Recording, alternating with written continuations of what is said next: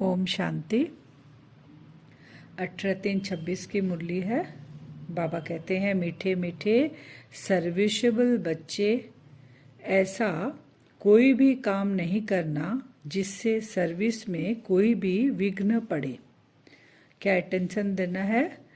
हम जो सर्विस कर रहे हैं उसमें विघ्न पड़े, ऐसा हमें कोई भी काम नहीं करना है। प्रश्न है, संगम युग पर तुम बच्चों को बिल्कुल एक्यूरेट बनना है।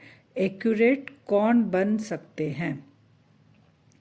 बाबा कह रहे हैं, जो सच्चे बाप के साथ सदा सच्चे रहते हैं, अंदर एक बाहर दूसरा ऐसा न हो। कौन एक्यूरेट बनते हैं? जो अंदर बाहर बाबा के साथ एक जैसा ही रहते हैं, सच्चाई से। जो शिव बाबा के सिवाय और बातों में नहीं जाते। एक सच्चाई सफाई हो बाबा के सामने, और दूसरा है शिव बाबा के सिवाय और कोई बातों में नहीं जाएंगे। तीसरा है, हर कदम श्रीमत पर चलते हैं, कोई भी गफलत नहीं करते, वही एक्यूरेट बनते हैं। फिर बाबा कह रहे हैं, गीत है, बचपन के दिन भुला न देना। अब कौन सा बचपन? जब से हम शिव बाबा को पहचानते हैं, शिव बाबा के बनते हैं, वह है हमारा बचपन। तो बाबा कहते हैं, अभी शिव बाबा के हम बच्चे बने हैं, तो बाप की श्रीमत पर भी चलना है। नहीं तो क्या होगा? अभी अभी हंसते हैं, कहते हो हम महाराजा महारानी बनेंगे, और अगर हाथ छोड़ दिया तो फिर जाकर साधारण प्रजा बनेंगे। तो बाबा क्या कह रहे हैं? क्योंकि बच्चे बन गए, बोलते हैं बाबा हम पूरा वर्षा लेंगे, और फिर श्रीमत पर नहीं चले तो फिर प्रजा में चले जाएंगे। जो ज्ञान लेने वाले सतयुग त्रेता में आएंगे, बाकी आते ही है रावण राज्य में। जो ज्ञान लेते हैं वो सतयुग त्रेता में आएंगे। पुरुषार्थ करके बाप से बेहद सुख का वर्षा पाना चाहिए। सुख का वर्षा में कैसे मिलेगा? पुरुषार्थ से मिलेगा। और यह महान खुशखबरी लिखो। बाबा बोलते कार्ड्स छपवाओ, प्रदर्शनी में ये लिखो और कार्ड्स छपवाओ। खुशखबरी क्या लिखनी है हमें?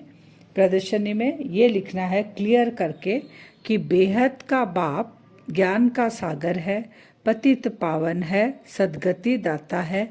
गीता का भगवान शिव कैसे ब्रह्मा कुमार कुमारियां द्वारा फिर से कलयुगी संपूर्ण विकारी भ्रष्टाचारी पतित दुनिया को सतयुगी संपूर्ण निर्विकारी पावन शिष्टाचारी दुनिया बना रहे हैं। यह खुशखबरी आकर सुनो अथवा समझो। कितनी बड़ी खुशखबरी है कि बाबा किसके द्वारा कर रहे हैं? ब्रह्मा कुमार कुमारियों के द्वारा। क्या कर रहे हैं बाबा? कलयुगी से परिवर्तन कर भ्रष्टाचारी दुनिया से चेंज कर बाबा संपूर्ण निर्विकारी पावन शिष्टाचारी दुनिया बना रहे हैं। ये हमें प्रदर्शनी में बाबा कहते हैं, ये खुशखबरी क्लियर करके कार्ड्स बड़े बड़े बनाकर ये लिखना चाहिए। यह प्रजापिता ब्रह्मा कुमार कुमारी कल्प पहले मिसल ड्रामा प्लान अनुसार परमपिता परमात्मा शिव की श्रीमत पर सहज राजयोग और पवित्रता के बल से अपने तन मन धन से भारत को ऐसा शिष्टाचारी पावन कैसे बना रही है, आकर समझो। कैसे बना रहे हैं पूरा बाबा ने क्लियर करके बताया है। बहुतों का क्वेश्चन होता है कि ये कैसे यज्ञ चल रहा है, तो बाबा ने एकदम क्लियर कर दिया। किसके तन मन धन से? जो बाबा के बच्चे हैं, जो ब्रह्मा कुमार कुमारी है, उनके ही तन मन धन से ये यज्ञ चलता है। मनुष्य ऐसा न समझे कि यह कोई भीख व डोनेशन आदि मांगते हैं। बाबा ने कितना क्लियर किया है। फिर बाबा कह रहे हैं, गांधी जी भी राम राज्य चाहते थे। अभी कलयुग का अंत है। यह वही महाभारत महाभारी लड़ाई है, और कोई समय तो ऐसी लड़ाई लगी ही नहीं। ये अभी अभी का समय है। कलयुग लास्ट में सारे धर्म आ जाते हैं। बाबा कहते हैं रावण, सबके अंदर रावण है। तो जब शिव बाबा आके हमें ज्ञान सुनाते हैं, तो हमारे अंदर ही जो गुण है, गुण और अवगुण, उन दोनों के आपस में लड़ाई होती है, बुराई की अच्छाई की। फिर बाबा कहते हैं कि अभी बॉम्ब्स कितने बनाते हैं, यह तो भावी बनी हुई है। अलग अलग कंट्री अलग अलग कितने बॉम्ब्स बनाए हैं। ये कोई समुद्र में फेंकने के लिए तो नहीं बने हैं। बाबा कहते हैं ये भी यूज करेंगे, विनाश के कार्य में काम में लेंगे। तो भावी पहले से ड्रामा में नूद है। तुम बच्चों को निश्चय है ना, संशय बुद्धि वाले भागंती हो जाते हैं और ट्रेटर बन जाते हैं। बाबा कहते हैं निश्चय वाले बच्चे तो बाबा के बच्चे बन के रहते हैं, और जिनको संशय रहता है कि ये भगवान शिव बाबा पढ़ाते हैं या शिव बाबा ऐसा बना रहे हैं, जिनको संशय होता है वो छोड़कर जाके ट्रेटर बन जाते हैं।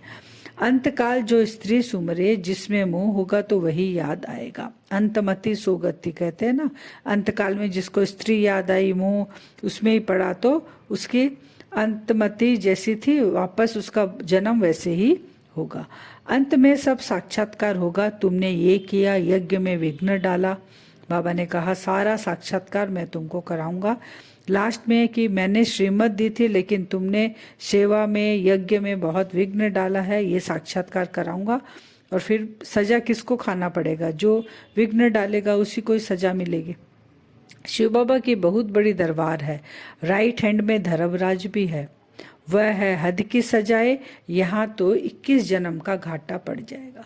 वो तो हद की सजाएं मिलती है। यहाँ बाबा बोले अगर तुम बाबा के बनकर अगर निश्चय बुद्धि नहीं हुए और ट्रेटर बने तो तुमको 21 जन्म का घाटा पड़ जाएगा। जैसे फिर बाबा एग्जाम्पल दे रहे हैं कैसे घाटा पड़ जाएगा। जैसे यहाँ प्रेसिडेंट है, प्राइम मिनिस्टर है, कोई साहूकार है, गरीब है, तो बाबा कहते सबका पद अलग अलग है ना, है तो मनुष्य। तो वैसे ही नंबरवार सतयुग में होंगे सब देवकुल की आत्माएं, लेकिन नंबरवार हो जाएंगे। यहाँ माया की बॉक्सिंग है, बाबा कह रहे हैं। तो हमें क्या करना है, हार, ये जो माया की बॉक्सिंग है इसमें हार और जीत का ये सारा दिन बॉक्सिंग चलती है।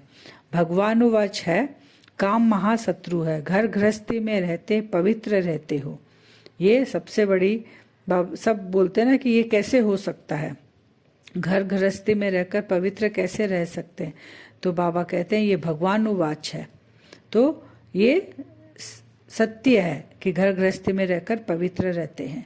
गीता में भी ये लिखा हुआ है। फिर बाबा पुरी और श्रीनाथ द्वारका अलग अलग समझा रहे हैं कि पुरी में कैसे प्रसाद बनता है, चावल मिलता है, उसमें घी भी नहीं डालते हैं। श्रीनाथ द्वारे में बाबा कहते हैं 36 प्रकार का भोजन मिलता है श्रीनाथ द्वारे में, क्योंकि ये है वाम मार्ग। देवी देवता जब वाम मार्ग में जाते हैं तब पूरी वाला मंदिर का जो है वो उसमें दिखाया गया, और श्रीनाथ द्वारा सतयुग का दिखाया गया है। जब सतयुग में थी श्रीनाथ द्वारे का उसका दिखाया गया है, इसलिए 36 प्रकार का भोजन का भोग लगता है वहाँ पे। फिर बाबा कहते हैं चित्र भी बहुत गंदे गंदे पुरी में दिखाए गए हैं चित्र में। तो मनुष्य का प्लान और शिव बाबा के प्लान में रात दिन का फर्क है। इस समय तत्व भी तमो प्रधान है, तो नेचुरल कैलेमिटीज होती रहती है। मनुष्यों की है विनाश काले विपरीत बुद्धि, और तुम्हारी है बाप के साथ प्रीत बुद्धि। अज्ञान काल में माँ बाप का प्यार सपूत पर ज्यादा रहता है, तो बाप भी कहते हैं नंबरवार पुरुषार्थ अनुसार याद प्यार। बाबा देते हैं ना याद प्यार, तो कैसे देते हैं, जो जैसा पुरुषार्थ करता है बच्चे, बाबा के बच्चे तो सब है, लेकिन नंबरवार पुरुषार्थ अनुसार याद प्यार। फिर भारत तो स्वर्ग का वर्षा मिलता है, बाकी तो बाबा कह रहे हैं मुक्ति का वर्षा सबको मिलेगा और बाकी सब शांति धाम में चले जाएंगे। बाप के साथ सदैव हमें कैसे रहना है, फरमान बरदार वफादार बनना है। सदैव बुद्धि में स्वदर्शन चक्र फिराते रहना चाहिए। क्या स्वदर्शन चक्र हमें फिराना है कि हम कैसे स्वर्ग में जाएंगे, क्या बनेंगे। बाबा को नशा रहता था हमेशा, ब्रह्मा बाबा को, कि हम ये लक्ष्मी नारायण का चित्र देखते थे तो कि उन्हें नशा चढ़ जाता था कि हम ये जाकर बनेंगे तत्वम। तो बाबा कहते तुम भी तो वही देवी देवता जाकर बनोगे सतयुग में, तो तुम्हें भी ऐसे ही नशा रहना चाहिए।